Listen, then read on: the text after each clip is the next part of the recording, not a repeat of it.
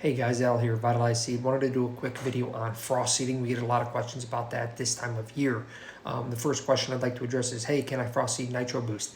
We don't recommend it, and the reason why is it's primarily warm season annuals. Those do best when the soil temperatures are right around 55 degrees or better, especially when they're on the incline. But let's talk frost seeding. When can I do it? What should I do it with, etc. There's a lot of research out there, but typically the rule of thumb is small hard seeds.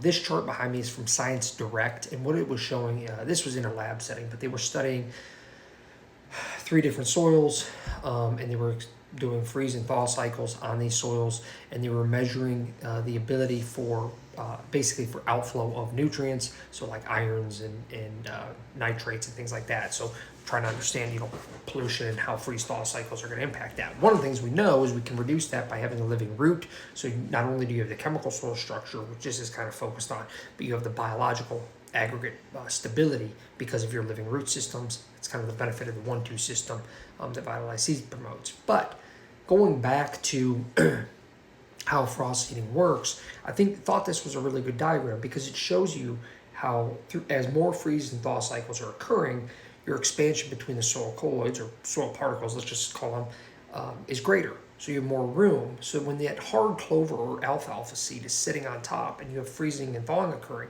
it's going to pull that seed down into the first ½ inch of soil or so, maybe ¼ inch of soil. And that seed's small enough to avoid predation. It's small enough to get into the soil profile. So then that springtime temperatures do come and hit that growth period, say 50 degrees or whatever that particular clover or alfalfa is going to do well at. It's going to be one of the first seeds to pop out of the soil profile, which has been used for grazing, used for weed suppression, etc. So if you're looking at a seed mix that looks almost like a bird seed or bird food, right? Because it's larger seeds and things like that. Think about this. If you went and threw bird seed out in your yard, would you expect a lot of it to grow? If you threw it out now, this time of year, today's January 10th, would you expect those seeds to be growing, or would you expect it to be pretty much bird food come spring? Well, you're going to expect most of it to be bird food consumed by squirrels, birds, etc. It's the same idea when frost seeding a field. You want to use small, hard seeds that are ready for that next season. Sometimes people ask about brassicas and stuff. Yeah, I'm sure some of those would work. They're very small, very hard seeds in general. But typically they're not planted in large scales, if multiple pounds per acre in the spring. So keep that in mind as well. But it's always dependent on your goals. Are you going to be grazing it? Is it for wildlife? Is it just for soil health? So keep that in mind. But if you're looking at frost seeding, keep them small. Look at your timing. In Ohio here, I like to do around March.